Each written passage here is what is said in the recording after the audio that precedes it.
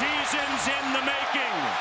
The Toronto Raptors are headed to their first NBA Finals.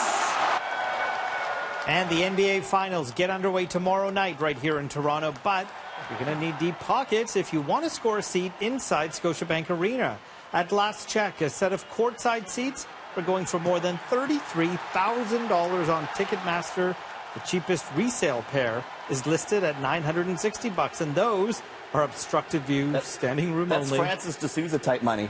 You beat me to it because you're like radio money here. So, maybe you can, I don't know. What do you think, will they let me in for a ham sandwich? Well, I don't think so, Francis. But you listen, this is out of this world prices, right? It is, yeah. And would you believe some of that might be traced back to the Ford government? Almost 2 months ago, the Ford government scrapped part of a law that would have capped the resale price at 50% above the original face value. Right. We did some reports on that here on City.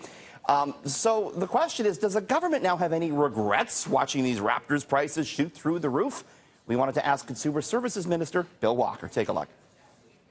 At the end of the day, a free market says, we have X number of tickets available, we're going to sell them where we can sell them. And if you're willing to pay it, you're going to pay it. But the kid at home, the Raptors fan at home can't afford $9,000, $10,000 for a seat, Minister. That's correct. They also probably can't afford the Ferrari, so they're not going to do that. It pushes out the real fans, though. The real kids that grew up watching, that love the Raptors, that rush home from school to watch them, they should be able to go to the game. Don't you agree? So you're suggesting the person that has $10,000 to pay for a ticket doesn't deserve to go to There could be some tickets that are affordable. You could control the price. I'm sure there are lots that are affordable, but not every ticket's being sold for $10,000. Let's not forget that. Many people have bought their ticket in advance and they're there, and they're paying market rate. So at the end of the day, those ones that you're trying to suggest are $10,000 aren't going to be there. Only the rich get Anybody can go who actually has the ability to value what your dollar is.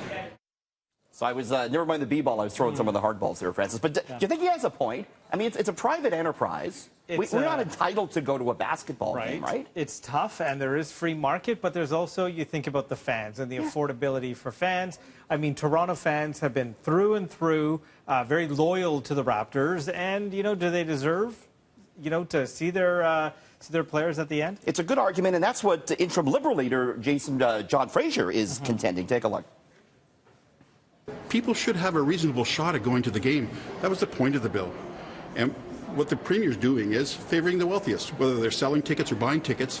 And the question I have is, if the Premier's for the people, why doesn't he want to give them a fair shot at getting to the game? But Minister, we don't like to sit in first class when we get on a plane. We all like to sit in those seats, but we can't afford it, right? I mean, it's just a matter of what you can afford. I don't think whether you're going to compare it to first class or a Ferrari like the Minister did or a Diamond. This is about something that pulls us together. It's different from that. So I think it's a really good debate, actually. Yeah, for sure. And you know what? There's lots of great places to watch the games. Yes. Janelle going to tell us about a few of them coming City up. TV, I think, is one of them. Yes, it will. It will be for games 3 and hopefully 5 and 7. And 680 News is going to have the radio call for Game 4. Shameless plug, forgive me, but it's true, Francis. So there's no disputing that the Raptors are Canada's team, right? And now it appears that a majority of Americans actually believe that the Raptors will win. It's like we're doing the election night coverage here, Francis, but this is true. This is interesting. By analyzing the hashtags used on Twitter and what people are talking about, a betting website called BetOnline has found that the entire United States, except here, is rooting for the Raptors, except for, of course, California, where they're from, Nevada next whatever door. they're doing, and Hawaii. What's this? Hawaii. Yes. That's it. No more Hawaii. No, you're done, Hawaii. But listen, that's really cool that the whole of the United States pretty much is rooting for the Raptors. So we asked Masai Ujiri, the Raptors president, what he thought about the world being behind the team. It's going to be crazy here for a few days because that's the mentality of our fan base, and we know it's across the world. That's something special about here. We can reach the world easy from here, from Canada. And we're happy to be the global team that represents the NBA. Well, that's pretty well said. It's absolutely. And you know what? We are the global team. Let's be honest. People are watching us in Europe. People are watching us in Africa. They're watching us in Asia. And we are the world's team. Adrian had the great story today about all the media from around the world eager to come here. So I think it's fantastic. I know. Let's go. Can't wait. So you're really excited too, right? You're getting me the courtside tickets, right? Right next to Drizzy for 30 grand. Good. Thank you. I appreciate it. Where's the company card?